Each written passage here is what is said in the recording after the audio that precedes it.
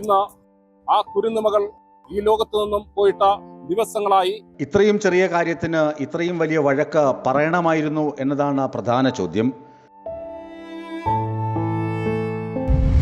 നിൽക്കുന്നത് കൊല്ലം ജില്ലയിലാണ്. കൊല്ലം ജില്ലയിൽ മയ്യനാട് ഹയർ സെക്കൻഡറി സ്കൂളിന് മുന്നിൽ.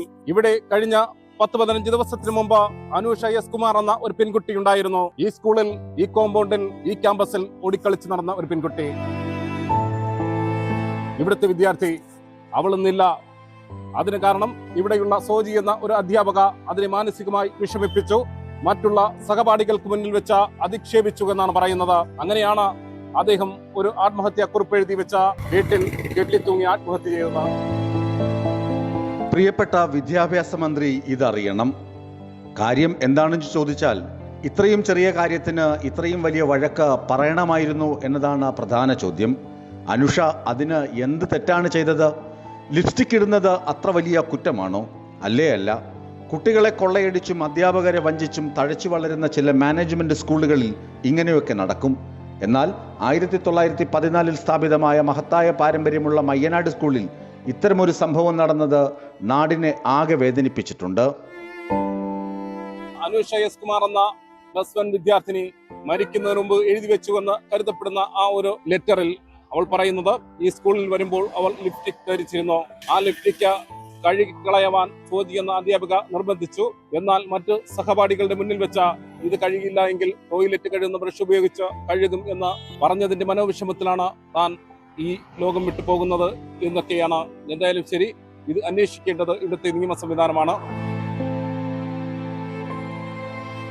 എന്നാൽ ഈ വിഷയം അറിഞ്ഞിട്ട് ഇതുവരെ മാനേജ്മെന്റ് ആരോപണ വിധേയയായ അധ്യാപകയെ മാറ്റി നിർത്തി അന്വേഷിക്കുകയോ അന്വേഷണ കമ്മിറ്റി രൂപീകരിക്കുകയോ ചെയ്തിട്ടില്ല.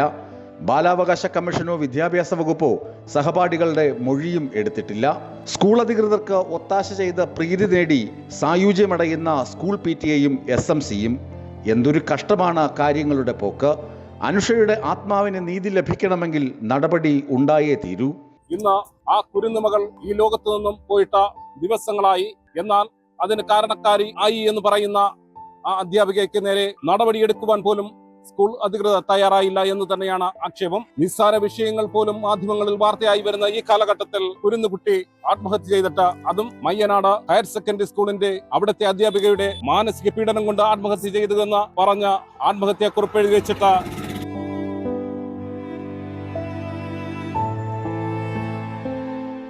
മാനേജ്മെന്റിന്റെ പ്രീതി കൊണ്ട് ലഭിക്കുന്ന കെട്ടിട നിർമ്മാണ കരാറുകളാണ് PTA സമിതിയിലെ ഉന്നതരെ കൂടുതൽ ആകർഷിക്കുന്നത്. പിന്നെ സ്ഥലക്കച്ചവടത്തിന്റെ ഇടനില നിന്നും ആധാരമെഴുത്തും സ്വായത്തമാക്കിയ ഒരു കൂട്ടം പണക്കൊതിയന്മാർ സത്യം മറച്ചുപിടയ്ക്കാൻ ശ്രമിക്കുന്നുമുണ്ട്. ഇതാണ് ഏറെ സങ്കടമുണർത്തുന്നത്. ഈ സ്കൂളിൽ ഇന്ന് 100 കണക്കിന് വിദ്യാർത്ഥികളാണ് പഠിക്കുന്നത്. അവരുടെയൊക്കെ ഭാവി നാളെ എന്താകുമെന്നറിയില്ല. അറിയാൻ കഴിയുന്നത് പലരും വലിയ മാനസിക വിഷമത്തിലാണ് ഇവിടെ തുടരുന്നത് എന്നാണ്. ഈ ഒരു വാർത്ത മറ്റുള്ള ഒരു മാധ്യമങ്ങളും വാർത്തയായി ചിത്രീകരിച്ചില്ല, വാർത്ത ചെയ്തില്ല എന്ന് പറയുമ്പോൾ ഇതിന്റെ പിന്നിൽ നാട്ടുകാർ ആരോപിക്കുന്നത് ഈ സ്കൂൾ മാനേജ്മെന്റിന്റെ ഉന്നത ബന്ധങ്ങൾ തന്നെയാണ് എന്നാണ്. എന്തായാലും ശരി, ഈ ഒരു വാർത്ത പുറത്തു വരുമ്പോൾ അന്വേഷിക്കണമെന്നാണ്. വിദ്യാഭ്യാസ മന്ത്രി ഇക്കാര്യങ്ങൾ അറിയണം.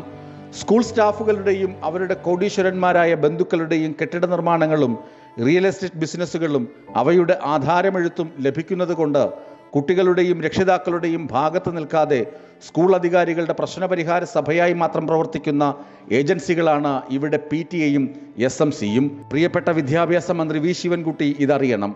നടപടി വേണം. നഷ്ടമായത് ഒരുപാട് സ്വപ്നങ്ങൾ ഉള്ളിലൊതുക്കി പറന്നുയരാൻ തയ്യാറെടുത്ത ഒരു മാലാഖയാണ്. അത് മറക്കരുത്. മറന്നാൽ നാടിനോടും വിദ്യാർത്ഥികളോടും ചെയ്യുന്ന ദ്രോഹമായിരിക്കും. കുറ്റക്കാർ അങ്ങനെയുണ്ടോ എങ്കിൽ അവരെ നിയമത്തിന് മുന്നിൽ കൊണ്ടുവന്ന് മാതൃകാപരമായി ശിക്ഷിക്കണം.